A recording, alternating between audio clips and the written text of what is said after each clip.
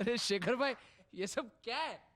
सिली boy, लगता है बचपन गिल्ली डंडा और कबड्डी खेलने में ही गुजार दिया। शेरोकी my boy, this is cricket gear. वो सब तो ठीक है, लेकिन आपने इसे क्यों पहन लिया है? क्योंकि हमारे पीछे हिंदुस्तान की पुलिस लगी हुई है, इसलिए हम इस मुल्क की सरहद को पार करके बहुत दूर शारजाह निकल जाएंगे। लेकिन शारजा जाके आप क्या करेंगे वहां पे? या तो हम प्लम्बर बन जाएंगे या फिर इंडियन क्रिकेट टीम के मेंबर बन जाएंगे। लेकिन शेखर भाई, आपको तो क्रिकेट खेलना आता ही नहीं है। सो व्हाट, हमें मॉडलिंग करना तो आता है।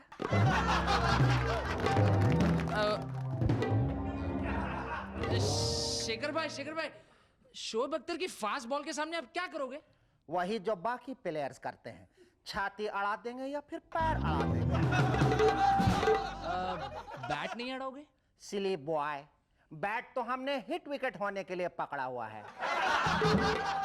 अच्छा वो सब छोड़ो, पहले ये बताओ हिंदुस्तान की पुलिस आपके पीछे क्यों लगी है? क्योंकि मैच हम हारते हैं, ऑडियंस पत्थर उन्हें मारती है। शेखर भाई, आप हमारे टीम मेंबर्स के लिए कुछ कहना चाहेंगे?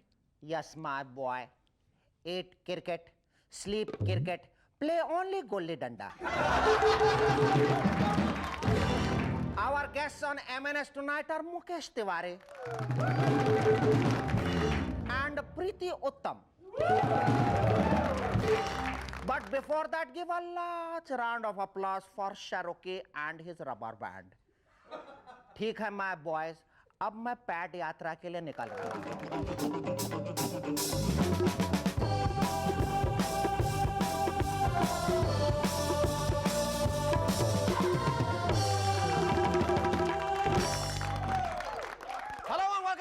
MNS once again. दोस्तों, आपने कभी गौर किया है कि हमने पोखरण में बॉम्ब फोड़ा तो बदले में पाकिस्तान ने भी बॉम्ब फोड़ दिया। हमने अग्नि मिसाइल छोड़ी तो बदले में पाकिस्तान से जवाब आया, हम भी मिसाइल छोड़ेंगे। छोड़ो भाई, कौन रोकता है? लेकिन अगर हमें कॉपी ही करनी है तो हर फील्ड में करो। हमारी टीम आपसे 150 रन से हारी थी, आप भी हारो हमसे। हमारी सरकार गिरने वाली है, आप भी गिराओ अपनी सरकार। हमने लालू यादव जी को परमिशन दे रखी है खुलेआम पॉलिटिक्स करने की, आपने अपने लालू यादव पता नहीं कहां छुपा रखे। हमारे यहां माधुरी दीक्षित शादी नहीं कर रही, नहीं अभी नहीं, बाद में। वहां जेबा बख्तियार ने शादी करके डिवोर्स भी ले लिया। ये कोई बात हुई? कॉपी करनी है तो हर फील्ड में करो, सही तरीके से करो, 100% करो। हमारे यहां चाय पानी दिए बगैर कोई काम नहीं होता। 1 साल से वाजपेयी जी कह रहे थे, आओ सरकार गिराओ, किसी ने कुछ नहीं किया। लेकिन जैसे ही जयललिता जी ने ऑपोजिशन लीडर्स को टी पार्टी में बुला तो हर कोई एक्शन में आ गया, धड़ाधड़ फोन घूमने लगे इधर उधर। भाई चौटाला साहब, जरा 4 MPs वाली फाइल लाना। मायावती जी, स्वेटर बाद में बुन लीजिएगा, वाजपेयी साहब ने 5 MP अपने कैबिन में मंगाए हैं। लालू जी भैंसों के साथ क्या मीटिंग कर रहे हैं, दिल्ली आ जाइए। वैसे चाय पानी कल्चर लोगों की मैरिटल लाइफ भी इफेक्ट करती है। जी हाँ, सच कह रहा हूं मैं। हस्बैंड ऑफिस से थका हारा लौटता है तो वाइफ कहती है, कहिए आज मूड है क्या? हस्बैंड कहता, बाद में पहले चाय पिलाओ यार। आपने देखा, प्यार के लिए भी चाय पानी। आजकल आयुर्वेदिक की बड़ी धूमधाम है। दुनिया की कोई प्रॉब्लम हो, हमारे पास उसके लिए एक आयुर्वेदिक कॉन्सेप्ट मौजूद है। यार समझ में नहीं आ रहा उस लड़की से आई लव यू कैसे कहूं। Well young man, try this Ayurvedic concept. You know it has Glacia capra and Malaysia capra and कभी-कभी Frank capra in it. Malaysia Capra तुम्हारी आवाज को मजबूत बनाएगा ताकि तुम I love you कह सको, और मलेशिया कापरा तुम्हारी टांगों को मजबूत बनाएगा ताकि लड़की जब चांटा मारे तुम तेजी से भाग सको, और फ्रैंक कापरा वो डायरेक्शन दिखाएगा जिधर तुम्हें भागना है। भाई जॉर्ज, हम सब कुछ कर सकते हैं लेकिन हॉर्स ट्रेडिंग नहीं कर सकते। Try this. You know it has Galicia capra in it and Malaysia capra in it and sometimes Frank capra in it. Malaysia Kabra दिमाग को तेज बनाएगा ताकि घोड़ों का सही भाव लगा सकें। गलेशिया काबरा हाथों को मजबूत बनाएगा ताकि घोड़ों को दोबारा मंडी में भागने से रोक सके। और फ्रैंक कापरा इस मामले में कुछ नहीं कर सकते। बैंगलोर में एक जनाब का टीवी सेट नजदीक के एयरपोर्ट के सिग्नल्स पकड़ने लगा है। अब उनके टीवी सेट पे टीवी सीरियल्स के बजाय एयरपोर्ट का सीधा प्रसारण आता है। पायलट ट्रैफिक कंट्रोलर्स को प्लेन से मैसेज भेजता है, सर मुझे प्लेन नीचे उतारना, कहां उतारूं? तो कंट्रोल टावर से जवाब आता है, भैया ये बात तो तेरे को जहाज उड़ाने से पहले सोचनी चाहिए थी कि जहाज कहां उतारेगा। सर प्लीज फ्यूल खत्म हो रहा है, सर बताइए प्लेन कहां उतारूं? ऐसा कर 5 नंबर हवाई पट्टी पे उतार दे। सर लेकिन वहां तो शादी के टेंट गड़े हुए हैं। शादी के टेंट? यार मैं तो भूल ही गया था, वहां तो वर्मा जी की बेटी का रिसेप्शन चल रहा है।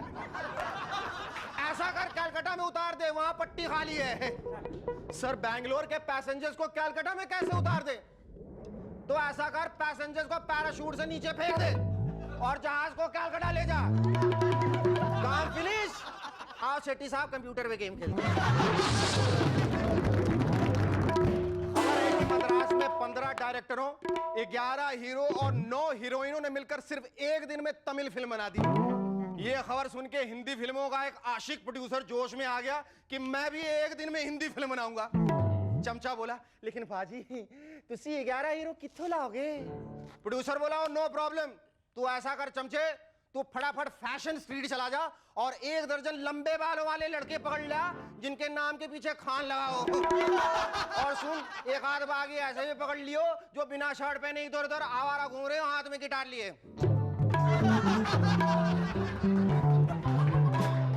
और सुन, उनमें से कोई हकलाता हो तो उसे सबसे पहले साइन कर लीजिए। और लेकिन पाजी फिल्म का टाइटल क्या रखोगे? और टाइटल रखेंगे एक बार देख तो लो। लालू जी के 9 बच्चे गर्मी की छुट्टियों में घर आए हुए थे।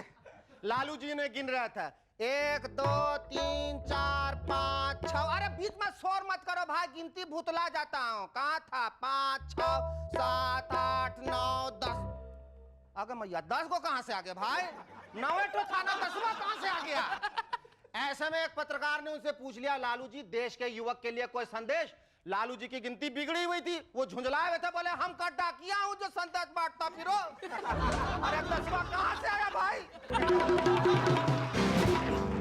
बाई चांस सुष्मिता सेन भी वही मौजूद थी। उनसे पत्रकारों ने पूछा, देश के युवकों के लिए कोई मैसेज? वो बोली, जितने भी थे वो सब विक्रम भट्ट के मोबाइल पे छोड़ चुकी हूं। थोड़ी देर बाद लालू जी से पत्रकारों ने फिर पूछा, लालू जी देश के युवकों के लिए कोई संदेश? लालू जी की गिनती तब तक सही निकल चुकी थी, इसलिए मूड एकदम ठीक ठाक हो गया था। बोले, सिर्फ युवकों को संदेश का, युवतियों को ना दें। नहीं दोनों को दीजिए, पूरे यूथ को दीजिए। अच्छा तो सुनो जो यूथ हो, हमारा संदेश गांठ बांध लो, जवानी और पेट्रोल बहुत कीमती है, न संभाल के खर्च करो। Keep distance, harm please, okay Tata. Our first guest on Movers and Shakers tonight is a passionate theatre person whose role as the dreaded Jagira in the film China Gate won him much acclaim. Ladies and gentlemen, please welcome Mukesh Tiwari.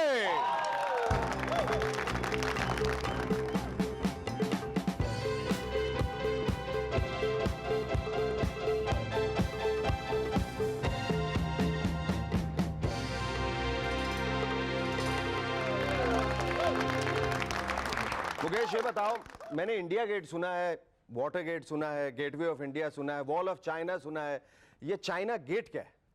मुझे लगता है इसमें 10 बड़े बड़े pillar थे industry के। अच्छा। राजकुमार संतोष जी ने सोचा होगा कि इसको अब गेट बनाते हैं। पिलर्स तो हैं हमारे पास 10, नसरुद्दीन शाह, अमरीश पुरी, डैनी। तो मुझे लगता है कहीं ना कहीं ये थॉट आया हुआ तो ये गेट था और मेरा इंडस्ट्री में प्रवेश होना था। सो मेरा वेलकम के लिए तो चाइना गेट बना China gate everybody wants to know कि ये चाइना गेट का रोल जब तुम दिल्ली में थे एनएसडी में, जी हाँ। ये रोल वहां तुम्हारी गोद में आके टपक गया और काफी हंगामा हुआ था, और जिस तरीके से तुमको रोल मिला, कैसे मिला? मैं एक्चुअली राष्ट्रीय नाट्य विद्यालय में रंगमंडल में था, तो 3 सालों से वहीं पे परफॉर्मेंसेस कर रहा था। नसीर भाई ने कहीं मेरा एक परफॉर्मेंस देख लिया। गिरीश कर्नाड का प्ले है अग्नि और बरखा, उसमें ऐसे ही कुछ पागल जैसा रोल में करता था, ये वक्री का। सो नसीर भाई ने देखा और फिर राजकुमार संतोष जी को किसी नए चेहरे की तलाश थी। सो अदद चेहरा मैं ही था और तब मेरी बाल दाढ़ी भी बड़े हुए थे। तो धोखे से मेरी गोद में बाल दाढ़ी की वजह से हाँ, दैट रिमाइंड्स मी, तुम्हारा गेटअप जो है फिल्म को बनने में करीब 2.5 साल लगे। तो 2.5 साल तक तुम एक ही गेटअप में रहे? जी हाँ। उसी में सोते थे, जागते थे, खाते थे, पीते थे? और यहाँ तक कि मैंने 40 दिन नहाया भी नहीं, 40 डेज। मैंने यहाँ तो नहा के आए हो ना?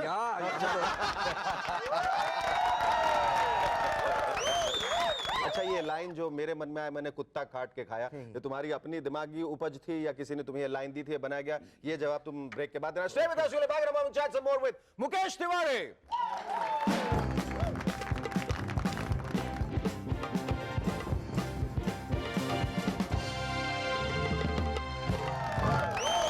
Welcome back to M&S once again. Mukesh, ये बताओ कि ये जो लाइन बड़ी अजीबोगरीब सी लाइन की मेरे मन में आया, मैंने कुत्ता काट के खाया, ये किसकी दिमागी उपज थी? जब हम लोग गंगावती में शूटिंग कर रहे थे, वहां पर घोरपड़ एक मिलता था जो दीवार में चिपक जाता है, तो घोरपड़ बहुत खाते थे लोग। तो टीनू वर्मा जी के दिमाग की उपज है ये, हमारे जो एक्शन मास्टर थे। तो बोलते थे कि यार आप घोरपड़ बहुत खाते हो। लोगों ने उनसे पूछा तो उन्होंने बोला मेरे मन में आया, मैं कुत्ता काट के खाया। तो कहीं ना कहीं मेरे दिमाग में ये बात बैठ गई, मैंने कहा इसको मैं यूज कर लेता हूँ। तो वो टीनू वर्मा जी और घोरपड़ की कृपा है। अरे मेरे मन को भाया, मैं कुत्ता काट के खाया। और सुनो, लोमड़ी का दूध पी के पला है ये जगीदार, हमसे ना भिड़ियो। सारे जो लोग हैं, बड़े बड़े दिग्गज, महानुभव, महाप्रभु लोग जो थे, बड़े बड़े तोप खान लोग, तुर्रम खान, इनके साथ काम करके तुम्हें कभी ऐसा महसूस हुआ कि प्रॉब्ली मैंने दूसरे फिल्मों से ज्यादा शुरुआत की होती और फिर इनके साथ काम करता हुआ बेहतर रहता, और you very confident right from the beginning? मैं आत्मविश्वास मेरे में था, और कहीं ना कहीं इन 10 के 10 स्तंभों ने मुझे बहुत ज्यादा आत्मविश्वास दिया। और कहीं ना कहीं राष्ट्रीय नाट्य विद्यालय में रहने के बाद, हजारों की संख्या के लोगों के सामने प्रदर्शन करने के बाद एक आत्मविश्वास था। अच्छा, जिस घोड़े पे तुमने सवारी की थी, सुना है वो सिर्फ मराठी समझता था, और उससे जब तुमने कहा रुको रुको, रुक ही नहीं रहा था। तो मुश्किलात यही हो गई कि मैं 2.5 महीने केवल एक शब्द के पीछे में 2.5 महीने मुझे पलंग पे लेटना पड़ा। जब मैं घोड़े से नीचे गिर गया तो दूसरे दिन हॉस्पिटल में घोड़े वाला आया, मुझसे बोला सर वो मराठी समझता था, यदि आप थंब थंब बोल देते तो रुक जाता। तो तुम क्या बोलते रहे? तो मैं बोला हॉल्ट हॉल्ट हॉल्ट। अब हॉल्ट पे और तेज होता गया वो। अच्छा, अभी और कौन सी फिल्में तुम कर रहे हो? मैं भी जेपी दत्ता साहब की फिल्म कर रहा हूँ, रिफ्यूजी। उसमें कोई अलग किस्म का रोल है कि उसमें भी वो रोल है जिसमें तुम 2.5 महीने तक या 6 महीने तक नहाओगे नहीं और एक ही गेटअप में? जी नहीं, मुझे लगता है कि जगीरा के लिए जिस तरीके की प्रिपरेशन की जरूरत थी, और इस जो रोल मैं दूसरा कर रहा हूँ, इसमें दूसरे तरीके की मेथड में अख्तियार कर रहा हूँ। और कहीं ना कहीं एक पाकिस्तानी कैरेक्टर है। अच्छा। तो वो लिखाई पढ़ाई, वहाँ के मैनरिज्म वगैरह सब कुछ। और घात तुम्हारी फिल्म है, कुमार मोहन साहब? जी हाँ, कुमार मोहन साहब की फिल्म है, वो भी मनोज वाजपेयी में साथ ही में है। देखिए मजा आएगा उसमें जरूर। तुम्हें फिल्म फेयर का नॉमिनेशन मिला, फिल्म फेयर के लिए बेस्ट विलन के लिए, और जी अवार्ड में भी तुम्हारा नॉमिनेशन हुआ है बेस्ट विलन, और तुम्हें बेस्ट मेल डेब्यूटेंट का अवार्ड मिला। तुम्हें इस बात का दुख हुआ कि तुम्हें बेस्ट विलन का अवार्ड नहीं मिला? नहीं, क्योंकि वो अवार्ड जो दूसरा बेस्ट विलन का है वो मेरे बैचमेट आशुतोष राणा को मिला। तो कहीं ना कहीं वो अवार्ड मेरे घर में ही है। और जब बेस्ट डेब्यूटेंट का मिला मुझे बहुत खुशी हुई, हालांकि मैं उसको ज्वाइन नहीं कर पाया, मैं अपने सागर गृहनगर में था। और ये तो मैंने सुना ही है कि मुझे अवार्ड मिला है, अभी तक मेरे पास पहुंचा तो नहीं, वो पता नहीं कहाँ है, चल रहा है। अच्छा, कभी ऐसा तुम कैसे महसूस करते हो कि एक दूसरे अवार्ड में, जैसे फिल्म फेयर अवार्ड में तुम्हें नहीं मिला और जी अवार्ड में मिल गया, तो ये जो भेदभाव हो जाता है, लोग एक ही हैं जो चुनते हैं, फिर ऐसा कैसे होता है कि एक अवार्ड मिलता है एक नहीं मिलता है? ये है कि पुरस्कार और अवार्ड एक एक्टर का सम्मान बढ़ाते हैं, काम करने की अच्छी इच्छा उसमें पैदा करते हैं, परंतु मुझे लगता है कि अवार्ड देने वालों की नजरिए में क्या है उससे थोड़ा मुझे शक पैदा हो जाता है। हालांकि मिल गया इस बात की मुझे खुशी है, और नहीं मिला उस बात का मुझे गिला भी नहीं है, क्योंकि अभी तो सिर्फ मेरी शुरुआत है, अभी तो सिर्फ चाइना गेट से मैं अंदर घुसा हूं, और इस गेट से तुम घुसे हो और बहुत सारे गेट्स तुम्हें क्रॉस करने, तुम बहुत आगे तक जाओगे, ऐसी हमारी दुआ। Thank you Mukesh, Our second guest on M&S tonight is a young gifted singer who catapulted to fame with the evergreen song Lakdi Ki Kathi. Ladies and gentlemen, please welcome Preeti Uttam.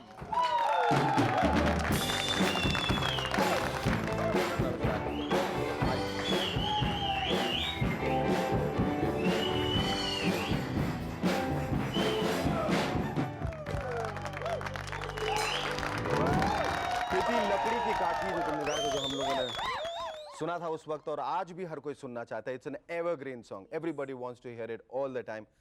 कैसे, how did that song come to you and what are your fond memories about the song? Actually, I was always in, I started singing at the age of 2.5. 2.5? Yeah, I started learning. जब बच्चों को रोना ठीक से नहीं आता तुमने गाना शुरू कर दिया? जी। तो एक दिन ऐसे ही पंचम दा डैडी साथ काम करते थे, तो he came home and he saw me and he said के why not let's try Preeti. तो गए और when I went to the mic तो ही सेड एक अंतरा प्रीति गाएगी। तो मैंने एक अंतरा गाया। कौन सा गाना था? यही लकड़ी की काठी, फॉर द स्मॉल, सबसे छोटी वाली जी। हाँ। तो उन्होंने कहा साइन भी तुम गाओगी, गाना स्टार्ट तुमसे होगा और एंड तुमसे होगा। In fact I was always also given the role, मतलब उन्होंने कहा कि वो जो छोटी लड़की एक्टिंग कर रही वो तुम करो। हाँ। तो daddy said no no no. अच्छा, एक्टिंग वाइज मुझे ऐसा लगा तुमने मना कर दिया। No, I don't think so. Little later, please. Huh? Little letter. तो इसलिए I would like to hear it how you sounded that time when you was doing. जाहिर है कि जिस घोड़े के दुम पे तुमने हथौड़ा जब 4 साल की उम्र में मारा था, अब वो काफी बड़ा हो चुका है। अच्छा, how much did this song help you? As a child singer, a lot. A lot. Yeah, because इसके many बाद बहुत सारे offers, offers आए। जी, offers came to me, Betab and Nagma and all these films I sang. But now is ठीक है, एक recognition तो है कि ये But you always wanted to be a singer. Yeah, always. Always wanted to be a singer. You're happy that it started at the age of 2.5. 2.5. Yes, I'm thankful to my grandfather. He एक दिन मैं आ रही थी school से nursery rhymes गाते गाते. He said सुर में है ये लड़की. Why not teach her something? So. अच्छा, फिर तुमने बेताब, युग पुरुष, कोयला, बहुत सारी फिल्मों में गाना गाया. But then how old were you then? युग पुरुष is recent. युग पुरुष is हाँ, recent. वो तो अभी है, but हाँ, युग पुरुष. But बेताब was like. बेताब वगैरह तो. बेताब में कौन सा गाना गाया था तुमने? जब हम जवां होंगे, जो बच्चों के लिए है. हाँ हाँ. That was the song. हाँ. फिर नगमा आई और बड़े दिल वाला आई. All these films were at the age of 4.5, 5. मतलब ये सिलसिला जारी रहा till 11, 12. अच्छा. उसके बाद मेरी जो आवाज़ है, it was neither in kids, neither in elder. नहीं करके वो त्रिशंकु बनकर बिल्कुल अधर में लटक गए. बिल्कुल बीच में. अच्छा, एक ऐसी फिल्म है जिसमें तुमने गाना नहीं गाया, लेकिन उससे जुड़ा एक बड़ा इंटरेस्टिंग सा वाक्य. उस फिल्म का नाम है अमर अकबर एंथनी. हाँ. Now you know what I'm talking about. We'll talk about that after the break. Okay. Stay with us. We'll be back in a moment to chat some more with Preeti Uttam.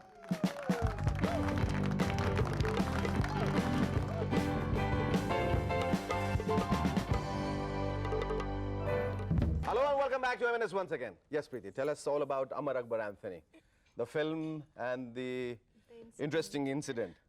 एक दिन school से आई मैं, तो daddy कहते हैं एक film लगी है मार्केट में, इट्स अमर अकबर एंथनी. तो एक दिन क्या हुआ कि हमारे सरदारों में ना, इट इज लाइक बड़े भाई को या किसी को जैसे भैया बोलते हैं, तो वी से वीर जी, राइट. तो I always used to call my भैया वीर जी. तो his name is Amarjeet Singh. अच्छा.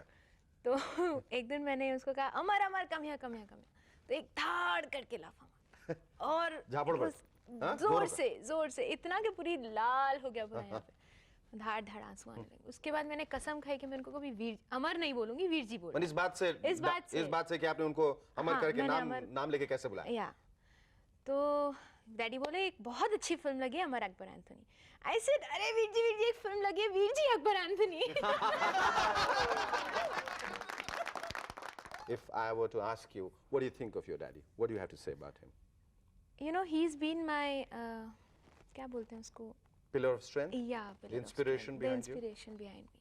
I mean, I've always tried to follow him. मतलब मेरे डैडी जैसा करें. You know, डैडी जो कहते हैं कि बेटा तुम यहाँ गलत हो. And he's been a very big guide, you know, in my life. He's a wonderful dad, and so is the daughter. Dad. Thank you so much. It was Thanks. lovely talking to you. This copy of Aapne So specially for you. Thank you so much. आज का ये खत भेजा है गुलाम फारूक साहब ने Saudi Arabia से. लिखते हैं, एक लेखक ने अपने पड़ोसी से पूछा, आपने मेरा वो उपन्यास पढ़ा है जिसमें पति पत्नी हमेशा आपस में झगड़ते रहते हैं? पड़ोसी ने उत्तर दिया, पढ़ा तो नहीं है, लेकिन उसकी रिहर्सल की आवाजें अक्सर आपके घर से आती रहती.